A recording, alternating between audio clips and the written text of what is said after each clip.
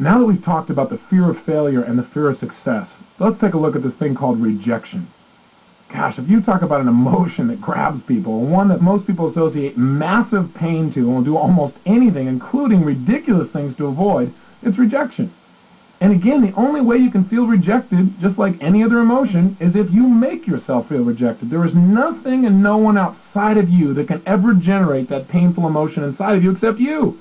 Remember, it's just a physiological storm in your brain. And what you are is the person who sets it off just by the triggers you give yourself. You've got rules to create rejection. And you know what? I think most people are afraid of failure, not because failing would be painful, but because they're afraid if they fail at something, other people aren't going to like them as much, or somebody might reject them.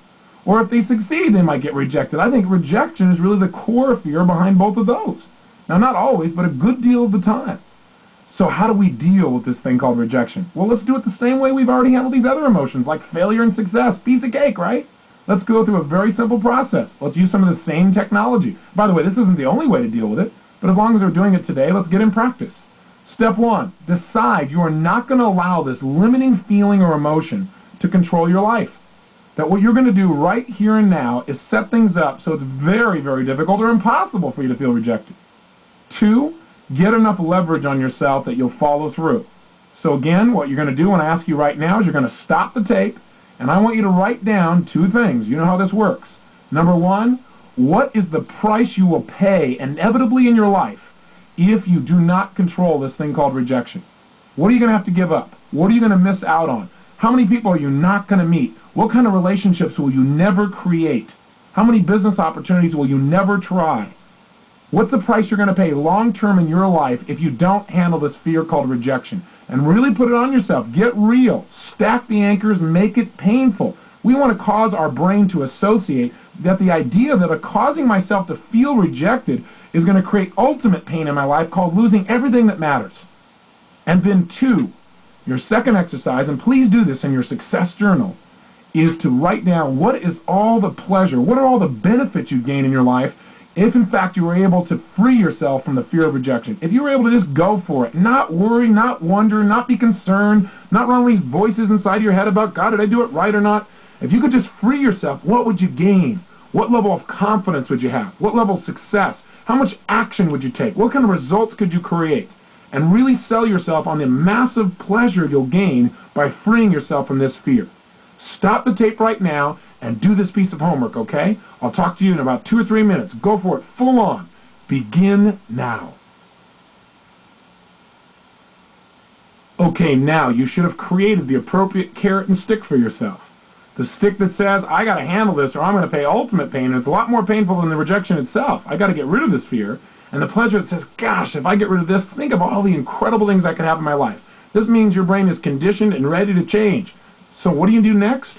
Simple. Do what we did with success and with failure. Create a new set of rules about what must happen before you're going to allow yourself to feel rejected. For example, right now, your rules for rejection might be, in order to feel rejected, what must happen is just somebody disapprove of you, or somebody not give you approval. For some people, that's rejection. If you share an idea and they don't agree with you, or they don't even get enthusiastic, some people go, oh my God, they rejected me. They make it so easy to feel bad. It's a joke, and that keeps them from moving ahead. Maybe you want to change your rule, so that now, in order for you to feel rejected, someone would have to demonstrate for you that you consistently violate your own standards, your own values, if you will. Maybe that would make you feel rejected because you knew they were right. But somebody just disapproving of your own view or your own approach certainly can't create that feeling inside of you. Free yourself. See, that's really critical. You've got to come up with a great definition. I remember hearing a great story about Buddha. You know, Buddha was well known for his ability to respond to evil with good. And there was a man who knew about this reputation who traveled for miles and miles and miles to test Buddha.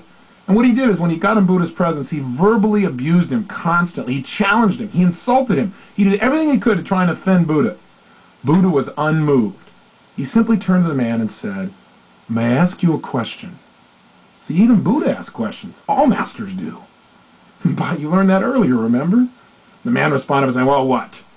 He said, if someone offers you a gift and you decline to accept it, to whom then does it belong? The man said, well, then it belongs to the person who offered it. Buddha smiled. That is correct. So if I decline to accept your abuse, does it not then still belong to you? The man was speechless and walked away. This might be your strategy for how to deal with rejection. Be a Buddha. Go for it. Don't allow anybody else's view to destroy the way you feel about you. Take another look. That does not again mean don't listen.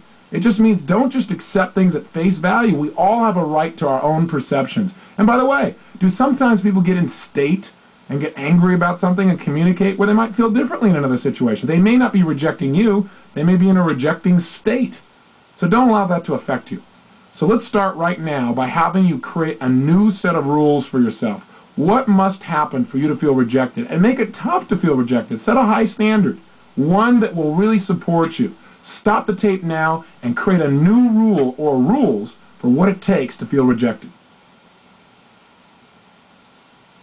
Another way of looking at it is you might want to set it up that the only way you can feel rejected is if somebody says something and you agree with them 100%. Hey, then you're right. Maybe you should be rejected. Maybe you should have some pain. Maybe it's something you're doing that you don't want to continue to do in the future. But again, make sure you make it tough on yourself to feel bad, and make sure your rules support you in your own personal growth, not something that limits you.